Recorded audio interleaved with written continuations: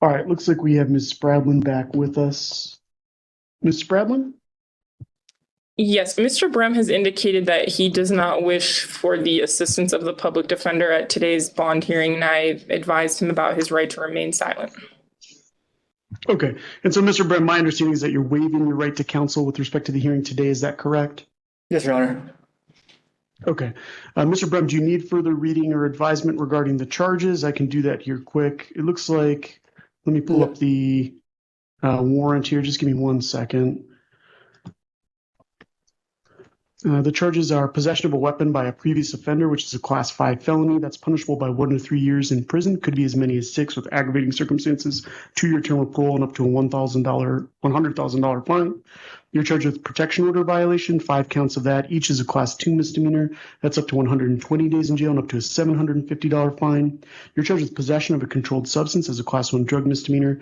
That's punishable by up to 364 days in jail, up to a $1,000 fine. There's a $1,000 drug offender surcharge and 24 hours of useful public service. And then you're charged with possession of drug paraphernalia, 5 counts of that. That's a drug petty offense. It's punishable by up to a $100 fine and 16 hours of useful public service. Do you understand those possible penalties, sir? Yes, Your Honor. All right. Concerning bond and the protection order, Ms. Shisham. Thank you, Judge. In this case, we're actually asking the court to increase the cash bond that is previously set. The reason for this request is that Mr. Brem has 6 prior felony convictions, and he posted surety bonds in 2 cases in Garfield County that are pending, one for possession with intent to distribute and the other for distribution. He now has 12 pending charges along with protection orders and these bonds. And even in light of that, he is in the possession of 3 long guns and ammo. He is made it clear he's not going to abide by court orders, and we believe him to be a threat to community safety. So we would ask that the bond be increased from the $5,000 cash bond that was set. We're asking for a standard protection order, no firearms, weapons, or ammunition, and relinquishment, no drugs, pretrial services, and testing. All right. Thank you, Ms. Shisham. Ms. Spradlin? Yes. Wait, no, sorry. I'm Mr. Brem. I forgot you were representing yourself on this, Mr. Brem. Yeah, so I'd ask the courts to lower my bond. I have community ties. I'm taking care of my mother at the house.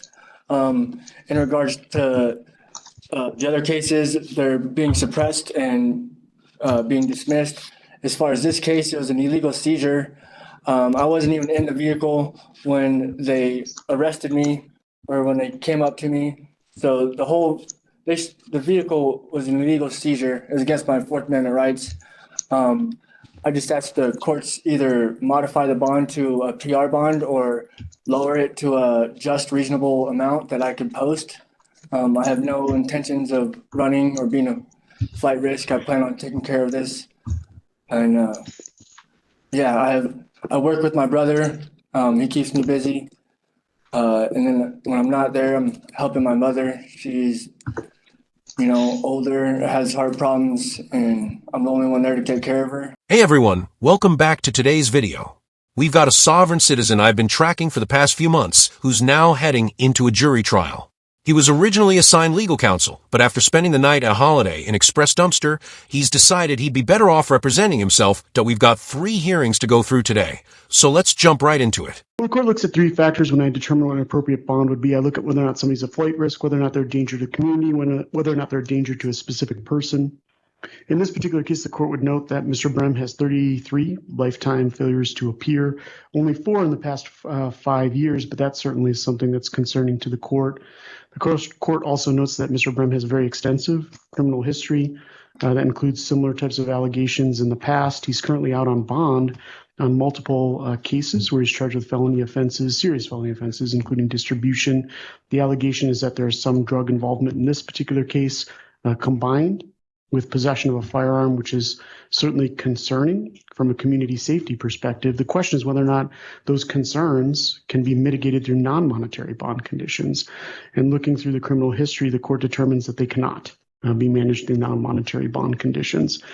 Mr. Brem, from this court's perspective, it's an in or out decision. I either set a PR bond with conditions or I said a very high cash bond that's designed to hold someone in custody. And so in this particular case, the court is going to go for the latter. I am going to set a high cash bond that is designed to hold you in custody, at least right now. You will be able to litigate those suppression issues that you mentioned beforehand. And obviously, I'm not going to be your assigned judicial officer. It's going to be Judge Barrett.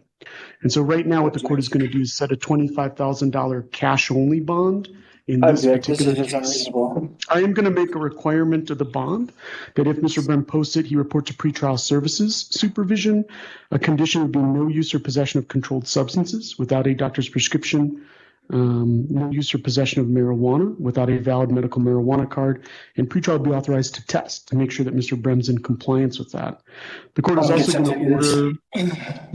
going to order that Mr. Brem not possess or use weapons or ammunition as a condition of his bond. I am going to issue a mandatory protection order that says that Mr. Brem shall not harass, molest, intimidate, retaliate against, or tamper with any witness to or victim of the acts that he's charged with committing.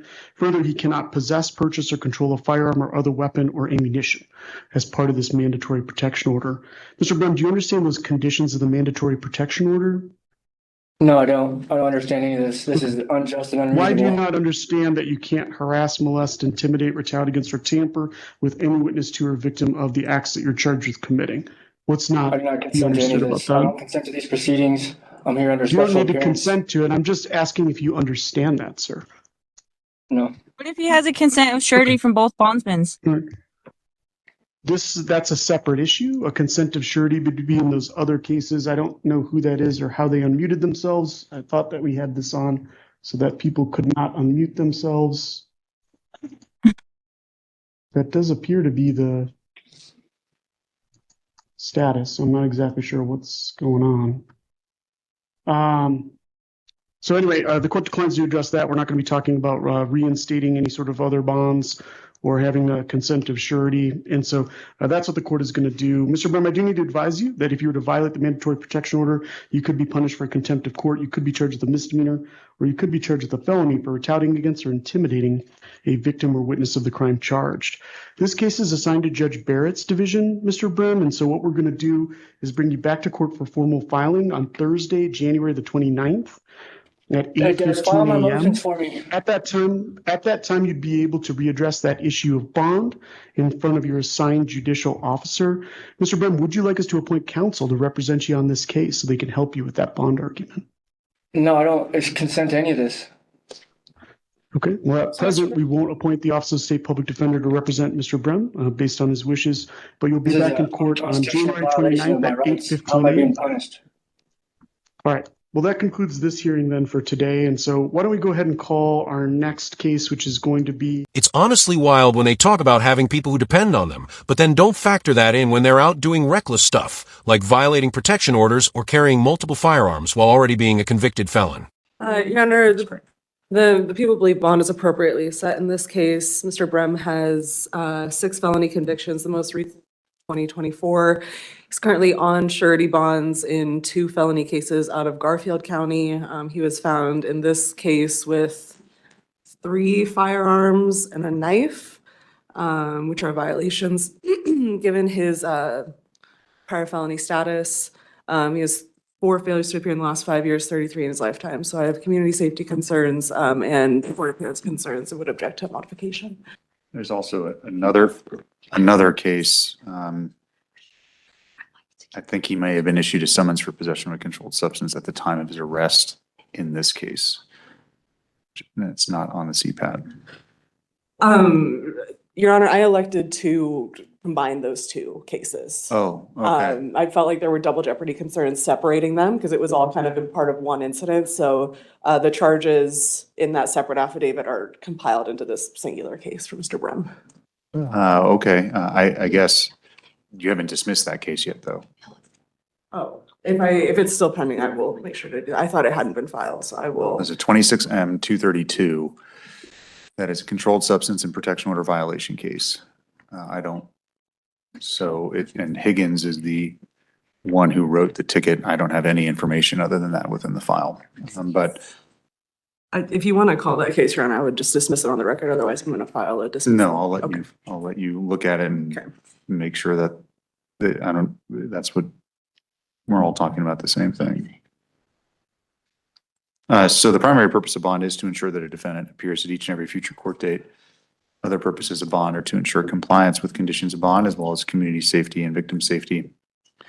When fixing bond, I do consider a host of statutory factors. I've considered them all here, even though I may not mention them. The statutory factors include, but again, are not limited to ties to the community, criminal history, history of appearing for court, and considering any empirically based scoring instrument that may assist the court in understanding the defendant's risk level should he or she be placed on bond. The defendant didn't complete the empirically based scoring instrument. He refused to do so, so I don't have a score for him, but I would imagine it would be, at least in my mind, close to a category 4, if not a category 4, indicating the highest risk to fail while on bond. That's due to a host of different factors. One, he was on bond in 2 different cases at the time he was contacted by law enforcement in this case. One involved possession of a controlled substance as a class 3 drug felony. There's also a class 1 drug misdemeanor there. That's Garfield case 5017 from last year. Then in early January, there was a warrant issued for his arrest. He's now been charged in that case for class 2 drug felony, possession with intent to distribute.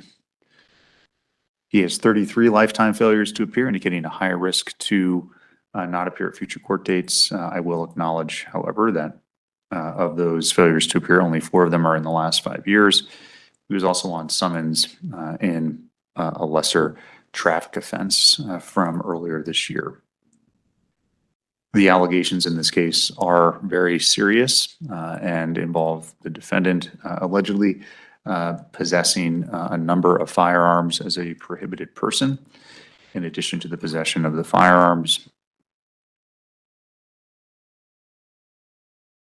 there were a number of other very concerning items found within a vehicle he was alleged to have possessed: a skeleton key, numerous different types of drug paraphernalia, bolt cutters, and the like. He has 6 prior felony convictions, one of which is a vehicular eluding conviction, indicating, in addition to those failures to appear, a high risk of flight. I also am familiar with Mr. Brem. He was in front of me some years ago where he had chosen to represent himself and ultimately received a 4-year sentence to the Department of Corrections. He had a number of other cases pending at the same time in Garfield County, just as he does now. The bond in this case was set at $25,000 cash only. That is a very reasonable bond in the court's mind. We're talking about guns, drugs, 3 felony cases of serious nature being opened in the last year, or substantially less than that.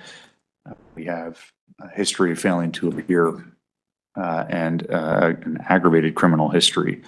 The defendant was given chances on not 1 but 2 different surety bonds before he picked up the charges here. Clearly, those aren't working, so another surety bond would not meet the purposes of bond.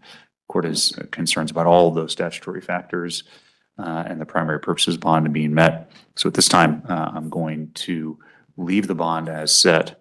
Enjoy your time in jail, idiot. Now moving on to the next hearing, which is the shortest of the 3 and involves an attempt to modify the $25,000 cash bond that was set by the previous judge at arraignment. Ms. Crane is here for the people. So, Mr. Brem, we did this once before, several years ago. As I alluded to, I didn't allude to it, I said it. It didn't go well for you.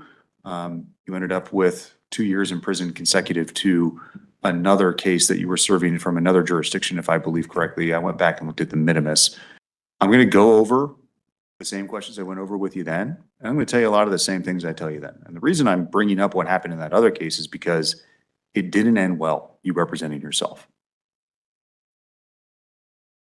History is usually a good indication of future success. Ms. Morrisich is an excellent lawyer. She knows what she's doing. I've seen her in court.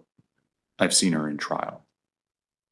I've seen her get good results for clients in trial. You don't want her to be your lawyer? That's fine.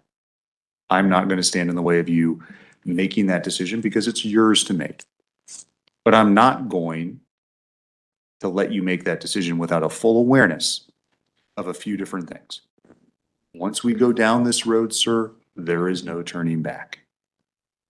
You change your mind in a week because you file a bunch of motions that I deny because they're baseless, because you don't know the law, because they're procedurally incorrect,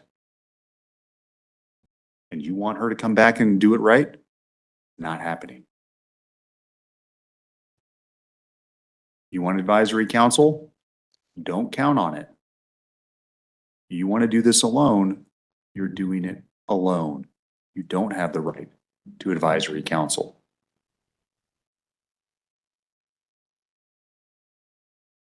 You want to hire a lawyer to represent you? That's fine. You can pay out of pocket and get a lawyer at any time. What I am talking about, to be clear, is Ms. Marsich and the State Office of the Public Defender. Once you make this decision, like I said, there's no turning back. Do you want me to go through this questioning with you now for you to make this decision? Do you want to spend a few moments to talk to Ms. Marsich about what it is you want to do? Or do you want to read something from a sheet of paper that looks like you want to do? Yeah. I understand the risks the court has outlined. I'm making a knowing, voluntary, and intelligent waiver of counsel under Feretta versus California. I've already successfully litigated a suppression hearing in Garfield County, which is basically the merits of this case. So, What case was that, sir? 2025 CR 5017. That's a rough situation for him, especially given the allegations involved: prior felony history, possession of multiple weapons, drugs, and even items like bolt cutters and skeleton key that could be tied to burglary activity.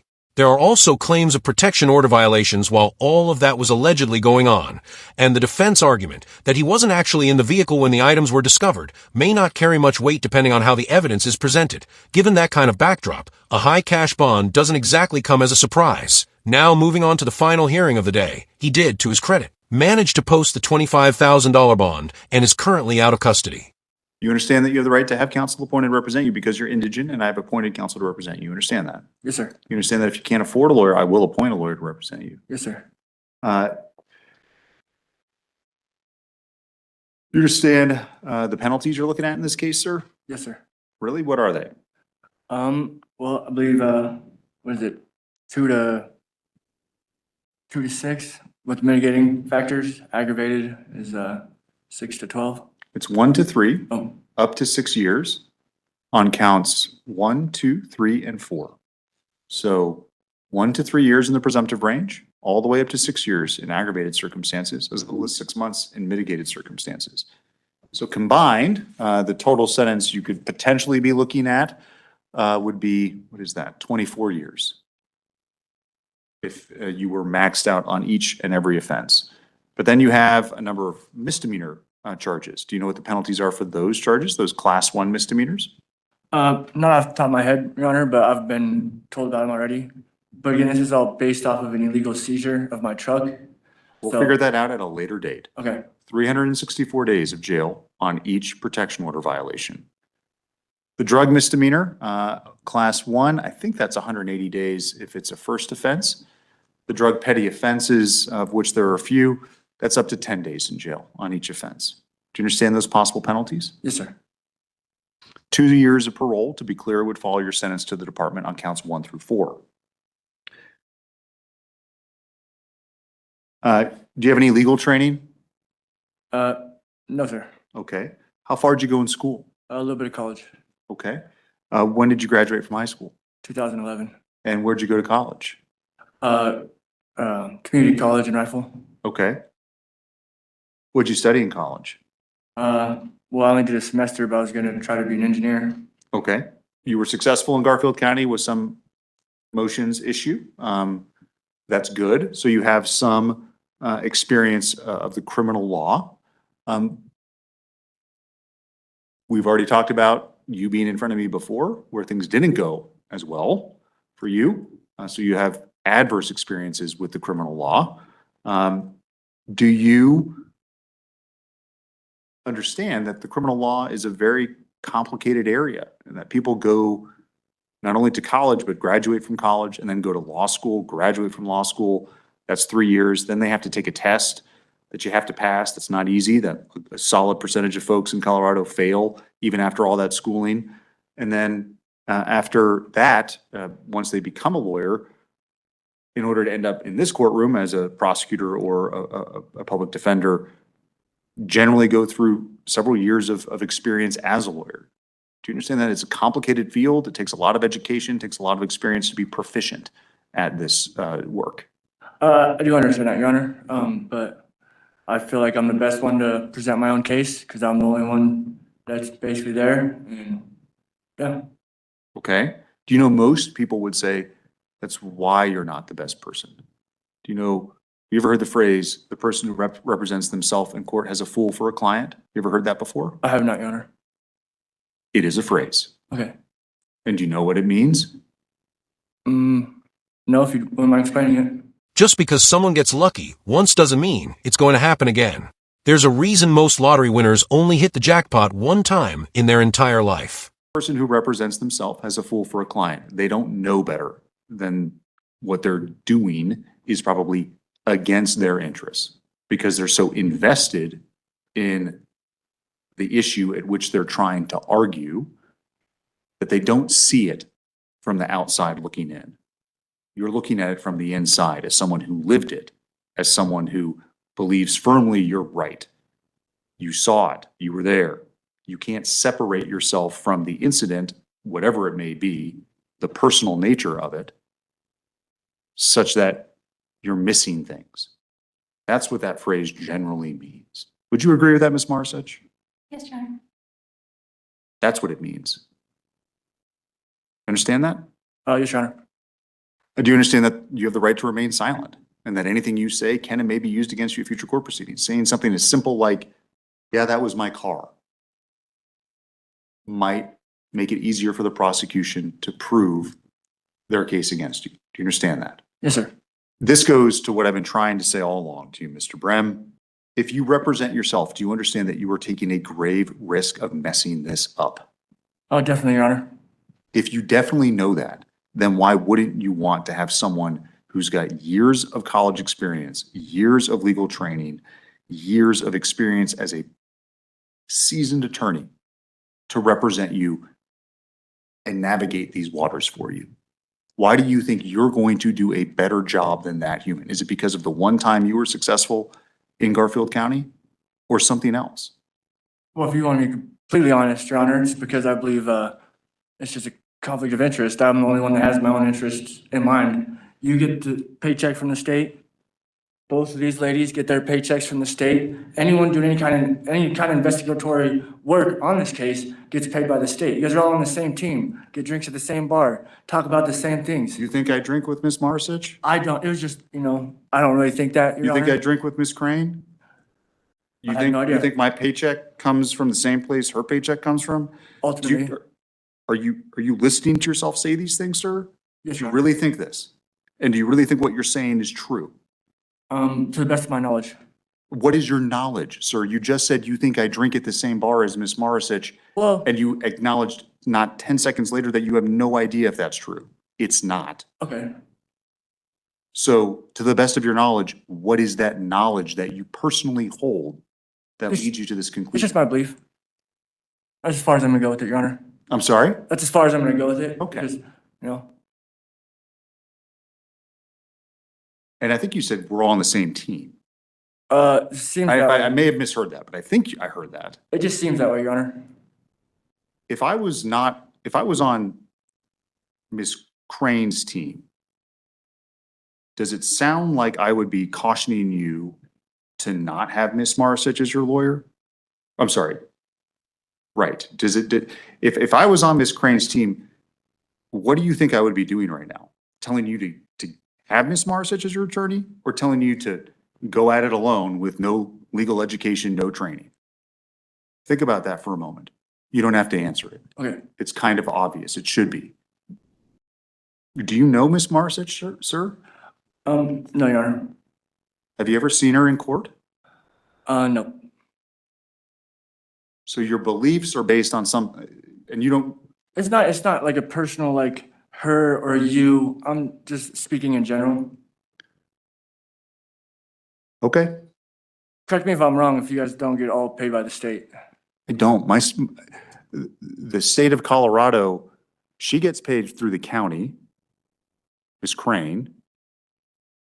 Miss Marsich gets paid through the state office of the public defender, and I get paid through the judicial branch. Our checks come from 3 different places. We have different benefits, different retirement plans. We don't work for the same people. Is it all the government though still? That's a pretty broad term. The president gets paid by the government. Congressmen get paid by the government. Anyone in government gets paid by the government. State government get paid by state government. Local government get paid by local government.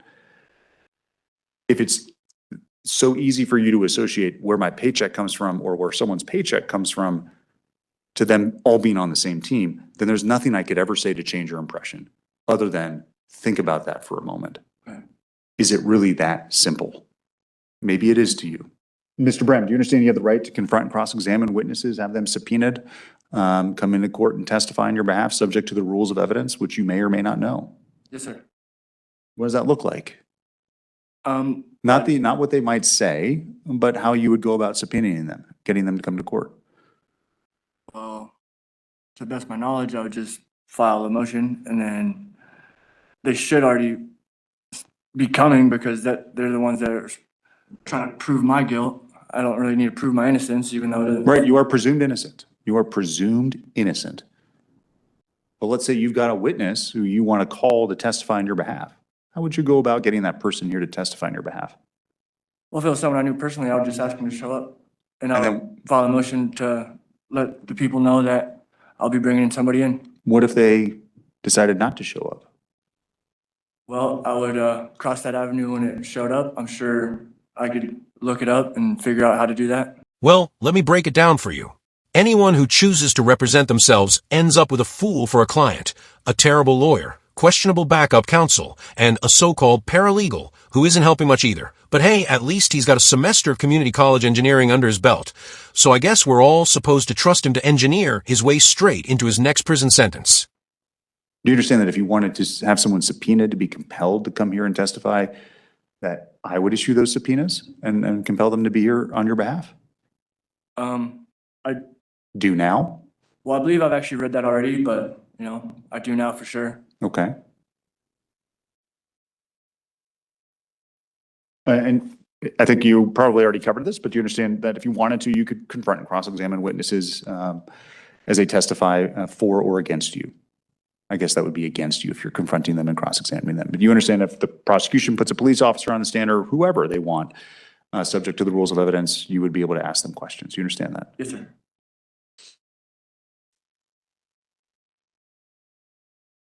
Mr. Brem, have you talked to Ms. Marsich about this decision at all? Or did you just file that motion saying you wanted to fire her and proceed pro se, and that was kind of, I don't want to get into your discussions with her beyond. Do you want me to let you to talk? I'm getting, it's been a long day for the court. Do you want to talk to her for a few moments about some of the things that you're thinking about?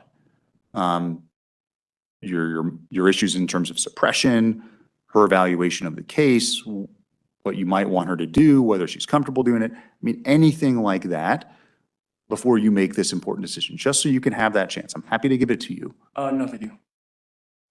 Okay. Are you under the influence of any, I think I asked this, any drugs or alcohol right now? No, sir. Are you thinking clearly? Yes. And to be crystal clear, you understand that if you do a terrible job of representing yourself, you can't come back and you get convicted and you go to prison or you get put on probation or whatever it is. You can't come back and say, I was a bad lawyer representing myself. I was a bad pro se litigant, and therefore the judgment should be reversed because of how bad I was. Do you understand that? Yes, sir. Mr. Brem,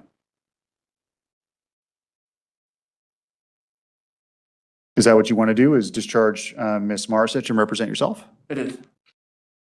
Had enough time to think about it? Yep. Thinking clearly today. Yes, sir. All right, I'll find that the defendant has knowingly, intelligently, voluntarily, despite the court's admonitions and Arguello advisement and inquiries, chosen to represent himself. It is his choice and his choice alone. He has a full awareness, based on my colloquy with him, of the consequences of his decision. And to the extent that there are benefits, the benefits as well. It's his decision and his decision alone. Ms. Marisic, thank you very much for your time today, ma'am, and for sticking around. You're free to go. Thank you. All right, Mr. Brem. So you're subject to the same pretrial order that I issued previously. Oh, yeah, in regards to that, just, like to address my motion to modify bond.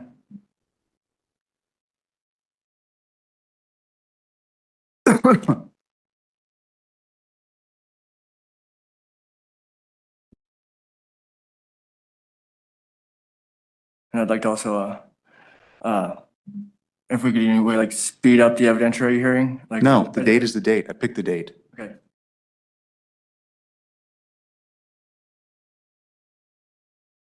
You've posted your bail in this case. So you want me to change it? I do. Okay. The motion I already denied from a couple of weeks ago? I didn't know you denied it, Your Honor. I did. Was it on the basis of I had a lawyer or a public defender? It was. Okay. Because I believe the first one I entered was the one basically trying to vacate her. Right, but that doesn't happen until we had the conversation we just had. You filed a constitutional challenge to punitive bail, and you said, I indicated on the record, I intended to set a bond so high you could not post it. I never said that. I believe you did, Your Honor. No, I didn't. Okay. I don't even believe I set your bond, Mr. Brem. Your bond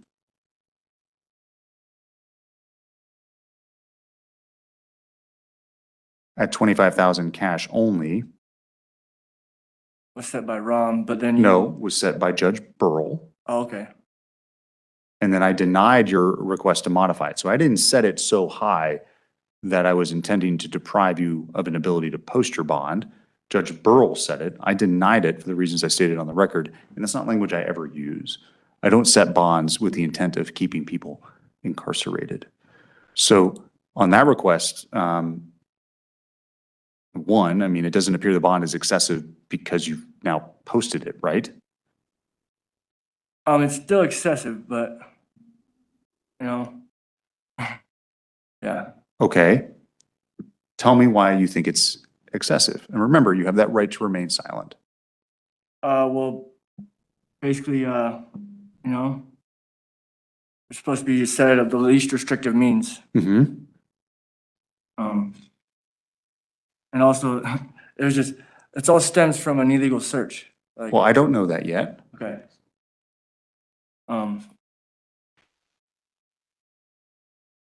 What else? Is somebody texting you, sir? No, sir. It's just the notes I have. Mr. Brem, let's get on with it, please. Okay, I just get the findings of fact on why, basically, why it's set so high. So he wants to represent himself, but he can't even figure out how to subpoena his own witnesses. At this point, the issue isn't confidence. It's basic courtroom procedure. Still, the process has to run its course properly, even if it looks like he's starting at a disadvantage from the very beginning. I gave you all of those findings at the time I denied your request to modify bond previously. I make a relatively thorough record every single time. Is it possible to get that in writing? No, No? you can order a transcript at your expense, Okay. and I can tell you, I'll be happy to tell you the date and time we held that hearing. But I denied your bond request in part, and I would do so today because of your extensive criminal history, your history of failing to appear, the fact that you have multiple open cases, the nature of these allegations, guns, protection order violations. I'd ask the court to. Sure. I think, I'm sorry, I kind of phased off there, but I'm sure that was the general reasons why I denied it. And I would continue to deny it for those reasons. Any modification, you've posted it. Well, the defendant at least moves to basically dismiss pretrial services because it's just the 25,000 cash is already like a pretty, The reason the $25,000 cash is as low as it is because of the pretrial services condition. If you take away the pretrial services condition, then the monetary conditions of bond need to be increased. Put differently, the pretrial services condition is one that allows me to keep the monetary conditions lower because I can have faith that you're complying with conditions of bond. isn't that kind of like a pre-sentence thing? It is not. If you knew the law, you would know that. I have nothing else, Your Honor. Okay, great. Ms. Crane, anything else we need to take up today? No, Your Honor. So, Mr. Brem, I want to make sure that you understand kind of what the next steps are going to look like in terms of just procedures. You filed a number of motions because you were represented by counsel. I denied them all. You're welcome to refile them all. That's fine. I want you to know when the motions are due because this is important for your deadlines. Do you want me to print out the pretrial order? I can give that to you now. That'd be, Yeah. that'd be appreciated. Yeah, let me print it out for you, and then I'll just repeat it. I think it should print here. All right, that's where we're going to wrap up today's video. He's got a motions hearing and a jury trial coming up over the next few months, so I'll keep you updated as that progresses. We'll see whether his decision to represent himself actually works out in his favor, or if it ends up going about as expected when someone without legal training tries to handle multiple felony charges on their own, especially when basic steps like subpoenaing witnesses become an issue. Either way, that'll be coming in a future video. If you enjoyed the video, hit the like button. If you didn't, you can hit dislike. And don't forget to leave a comment below and subscribe with notifications on so you don't miss the next update.